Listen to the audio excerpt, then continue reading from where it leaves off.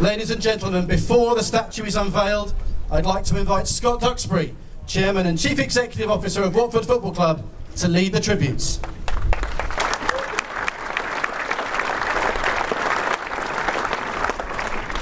Ladies and gentlemen, thank you so much for coming here today on what is a most special occasion.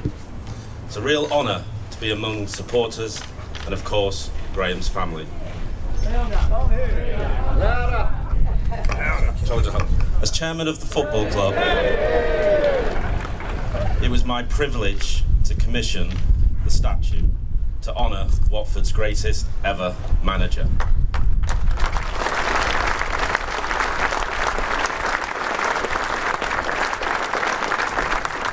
A phrase that has so often been used following Graham's ill-timed passing. Ever since the club commissioned the statue, it's a phrase that I've often considered myself. Of course, the history books show that Graham was Watford's greatest ever manager. The promotions, the victories, the trophies. But Graham's legacy is far more than this. Graham was the chairman of the football club, a supporter of the football club, and above all else, a friend of the football club. A friend that was there through the good times, a friend that was there through the bad times, and a friend that was there for everybody at the football club. Now, there are many people here today that knew Graham for a long time, far longer than I knew him. But I think that gives me a different perspective on Graham. For although I didn't know him as long as others, the impression and impact he had on me will last a lifetime. Graham was a man that I found with warmth, humour, integrity, and great honour. Graham was always somebody I would look forward to seeing before a game in the Chairman's Lounge.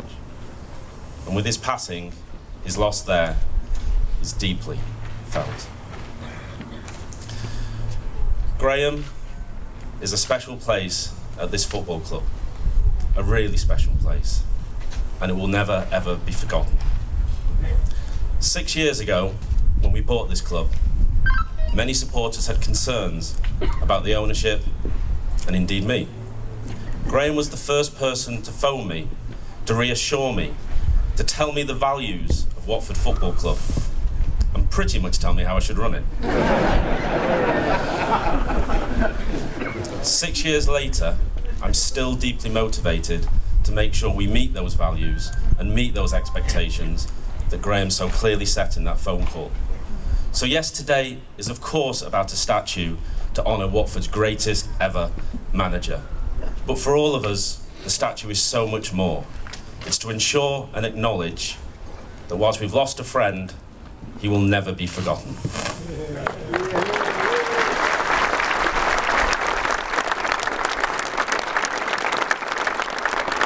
Now, to speak on behalf of the players and staff that worked with Graham, please welcome Luther Blissett.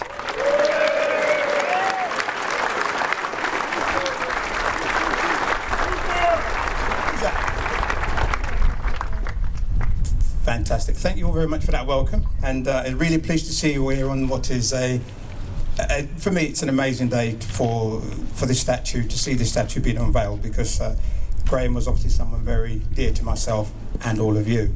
Before I start though, I think we haven't mentioned we've got Tom Wally here, everyone, and I think Tom's to be recognised also.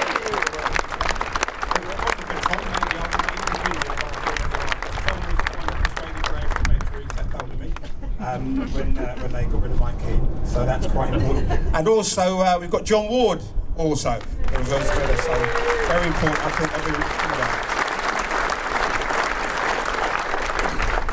that okay, I'll try and be. I'll try not to get too over emotional about this as we go. Right. A little while after the passing of Graham's, a little while after his passing, one of Graham's beloved grandchildren shared a pre-match quote from him that really stuck home to me about our remarkable manager and his approach to football and life. I'd like to share that with you now. It sums up the spirit Graham instilled in the dressing room and the supporters alike. A spirit which created many golden times for us all, on and off the pitch. And this is what Graham said. In life, There are so many opportunities. They are always around us, around and about us. There are too many people in life that never see them. Then there are those people who see the opportunities but don't grasp them. Then there are the other people who are generally life's winners. They see the opportunities, they go looking for them, and they take them. And that's what you're facing now on the field, on the football field. Now go out there and take it. It's yours. Okay? And that was something that Graham told us before this game. Unfortunately, though, we didn't win that game. Because let's face it, you can't win them all. And that was something that, that we soon all understood and how to deal with that. I've got to do that. Is Graham Taylor made? Yeah, I'll do all of that again because I'll mess it up. We didn't win that particular game, but speaking for all the players, is tailor-made army. Let me get this right, because this tailor-made army. We never feared any challenge. Never enter the field of play with a half-hearted approach. He showed us, time after time, it was about giving our best every day, believing in yourself and each other. Because if we believed, then you, the supporters, would believe. It was about winning together and dealing with the losses together. We built a glorious Hornet heart together and was unbreakable until Graham's passing. I was honoured to be asked to follow in Graham's footsteps, not coaching, but taking part in Graham Vine's Being Human radio show. Graham had spoken beautifully about Watford and family, because Watford Football Club became his extended family, a real community. It brought us real emotion as players, amazing moments, incredible highs, and yes, there were lows. Such is the roller coaster ride of a football season. But would we have it any other way? No, I don't think we would. We love it, don't we, all of us? Graham Taylor made history with his achievements here at Vicarage Road. He set the absolute gold standard for future managers and players. That past is important. It should be respected and celebrated, not feared or forgotten. It should demonstrate what can be achieved when everyone commits to a cause and community. This is Graham Taylor's legacy. Honesty in achievement. Be better as players and as people. This statue will enable every one of us who is a true Hornet heart to remember that what made our club so special. Thank you, Rita and family. Thank you for letting us, the players, have Graham on loan. And thank you, GT, for giving Watford more than great football, a club with a unique spirit and an inspired heart. Thank you. I'd now like to invite the Taylor family to step forward, and Joanne, I think, is going to speak on behalf of the family.